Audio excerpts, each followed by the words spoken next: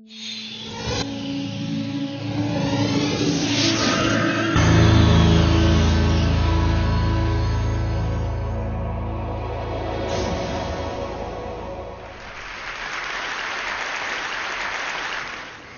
want to discuss a question I know that's been pressing on many of your minds.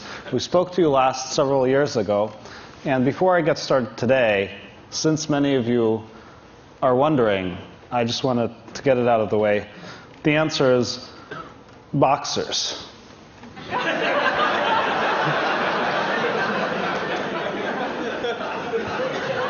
Now I hope all of you feel better. Do you know what this might be? Does anybody know what that is? Yes.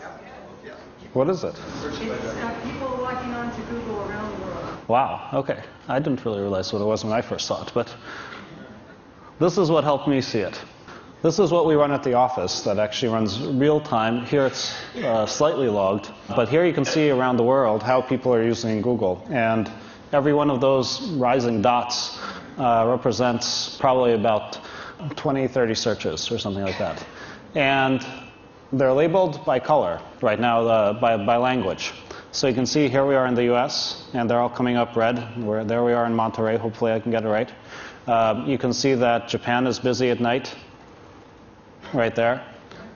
We have Tokyo coming in Japanese. There's a lot of activity in China. There's a lot of activity in India. There's some in the Middle East, little pockets. And Europe, which is right now in the middle of the day, is going really strong with a whole wide variety of languages.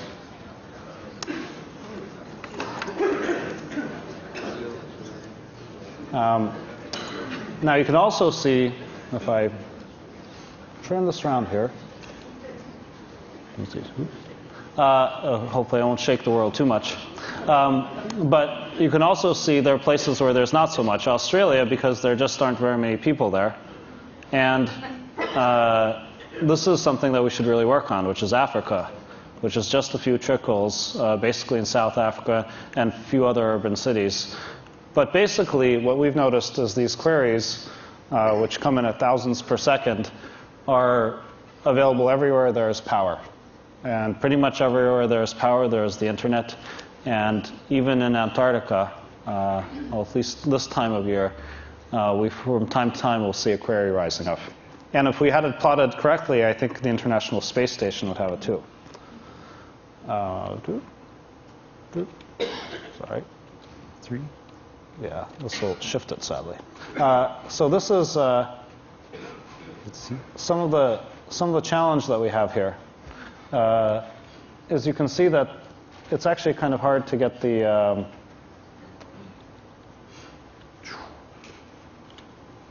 there we go. This is how we have to move the bits around to actually get the people the answers to their questions. You can see that there's a lot of data running around. It has to go all over the world through fibers, through satellites, through all kinds of connections. And it's pretty tricky for us to maintain the latencies as low as we try to. Hopefully your experience is good.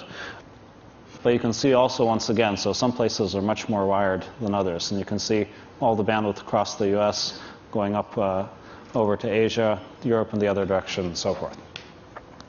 Now what I would like to do is just to show you what 1 second of this activity would look like. And if we can switch to the slides. All right, here we go. So this is slow down. This is what 1 second looks like. And this is what we spend a lot of our time doing, is just making sure that we can keep up with this kind of traffic load. Now, each one of those queries has an interesting life and tale of its own. I mean, it could be somebody's health, it could be somebody's career, something important to them. And it could potentially be something as important as tomato sauce. Or, in this case, ketchup. So this is a query that we had. I guess it's a popular band that was more popular in some parts of the world than others. Anyway, you can see that it got started right here in the US and Spain. It was popular at the same time, but it didn't have quite the same pickup in the US as it did in Spain. And then from Spain it went to Italy, and then Germany got excited, and maybe right now the UK is enjoying it. And I guess the US finally started to like it too. And I just wanted to play it for you.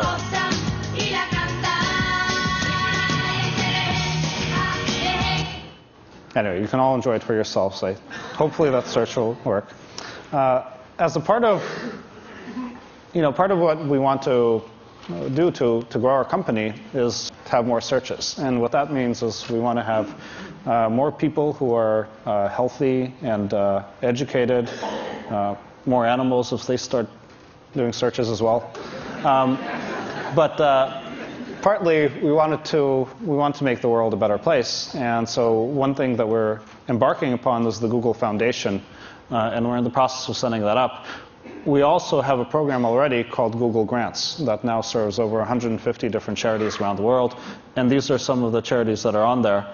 And it's something I'm very excited to be a part of. In fact, many of the organizations that are here, the Acumen Fund, I think Aprotech we have running, I'm not sure if that one's up yet, and many of the people who have presented here are running through Google Grants. They run Google Ads, and we just give them the ad credit so they can let organizations know. One of the earlier results that we got, we have a Singaporean businessman who is now sponsoring a village of 25 Vietnamese girls for their education, and that was one of the earliest results. And as I said, now there have been many, many stories that have come in because we do have hundreds of charities in there, and the Google Foundation will be an even broader endeavor. Now, does anybody know who this is? Aha! Orchid. Yes. Somebody got it. This is Orchid. Is anybody here on Orchid? Do we have any? Oh, okay. Not very many people know about it. I'll explain in a second. This is one of our engineers. We find that they work better when they're submerged and covered with leaves. That's how we churn those products out. Orchid had a vision to create a social network. I know all of you are thinking, yet another social network. But it was a dream of his, and we basically, when people really want to do something in Google, we generally let them. So this is what he built. We just released it in a test phase last month, and it's been taking off. This is our VP of engineering. You can see the red hair, and I don't know if you can see the nose ring there. And these are all of his friends. So this is how we just deployed it, and we just decided that people would send each other invitations to get into the service, and so we just had the people in our company initially send them out, and now we've grown to over 100,000 members, and they spread actually very quickly, even outside the U.S. You can see, even though the U.S. is still the majority here. Though, by the way, search-wise, it's only about 30% of our traffic.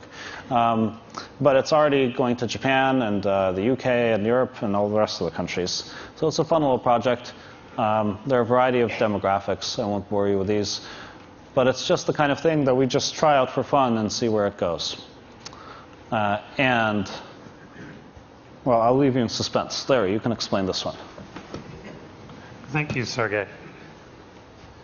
So one of the things, both Sergey and I went to Montessori school, and I think for some reason this has been incorporated in Google.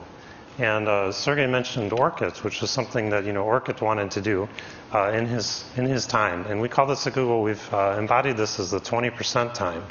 And the idea is for 20% of your time, if you're working at Google, you can do what you think is the best thing to do. And many, many things at Google have come out of that, such as Orchid and also Google News. And I think many other things in the world also have come out of this. Mendel, who was supposed to be teaching high school students, actually discovered the laws of genetics as a hobby, basically. And so many, many useful things come out of this. And News, which I just mentioned, was started by a researcher, and he after 9/11, he got really interested in the news, and he said, why don't I look at the news better. And so he started clustering it by category, and then he started using it, and then his friends started using it. And then, besides just looking cute on a baby's bottom, we made it a Googleette, which is basically a small project at Google. So it would be like 3 people or something like that. And they would try to make a product. And we wouldn't really be sure if it's going to work or not. And in News's case, they had a couple of people working on it for a while, and then more and more people started using it, and then we put it out on the internet, and more people started using it, and now it's a real full-blown project with more people in it. And this is how we keep our innovation running. I think usually as companies get bigger, they find it really hard to have small, innovative projects. And we had this problem too for a while, and we said, oh, we really need a new concept, the Googleette. That's a small project that we're not quite sure if it's going to work or not, but we hope it will, and if we do enough of them, some of them will really work and turn out, such as News. But then we had a problem, because then we had over 100 projects. And I don't know about all of you, but I have trouble keeping 100 things in my head at once. And we found that if we just wrote all of them down and ordered them, and these are kind of made up, don't really pay attention to them. For example, the Buy Iceland was from a media article. We would never do such a crazy thing. But in any case, we found if we just basically wrote them all down and ordered them, that most people would actually agree what the ordering should be. And this was kind of a surprise to me, but we found that as long as you keep the 100 things in your head, which you did by writing them down, that you could do a pretty good job deciding what to do and where to put your resources. And so that's basically what we've done since we instituted that a few years ago, and I think it has really allowed us to be innovative and still stay reasonably well organized. The other thing we discovered is that people like to work on things that are important, and so naturally people sort of migrate to the things that are high priorities. I just wanted to highlight a couple of things that are new or you might not know about. And the top thing actually is the desk bar. And so this is a new, it's like if you use, how many of you use the Google toolbar? Raise your hands. How many of you use the desk bar? All right, see, you guys should try it out.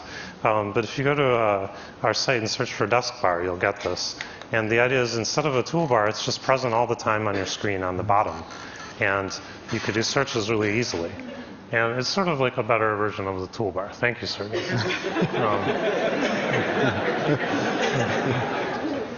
But this is another example of a project that somebody at Google was really passionate about, and they got going, and it's really, really a great product and really taking off. Google Answers is something we started, which is really cool, which lets you, for $5 to $100, you can type a question in, and then there's a pool of researchers that go out and research it for you, and it's guaranteed and all that. And you can get actually very good answers to things without spending all that time yourself. Frugal lets you search shopping information, and Blogger lets you publish things. But all of these, well, these were all sort of innovative things that we did that, we try many, many different things in our company. We also like to innovate in our physical space. And we noticed in meetings, you have to wait a long time for projectors to turn on and off, and they're noisy, so people shut them off. And we didn't like that, so we actually, in maybe a couple of weeks, we built these little enclosures that enclose the projectors, and so we can leave them on all the time, and they're completely silent. And as a result, we were able to build some software that also lets us manage meetings. So when you walk into a meeting room now, it lists all the meetings that are happening. You can very easily take notes, and they just get emailed automatically to all the people that were present in the meeting. And as we become more of a global company, we find these things really affect us. Can we work effectively with people who aren't in the room, and things like that. And simple things like this can really make a big difference. We also have a lot of engineers in those meetings, and they don't always do their laundry as much as they should. And so we found it was pretty helpful to have laundry machines for our younger employees especially. And we also allow dogs and things like that. And we've had, I think, a really fun culture at our company, which helps people work and enjoy what they're doing. This is actually our cult picture. I just wanted to show quickly. We had this on our website for a while, but we found that after we put it on our website, we didn't get any job applications anymore.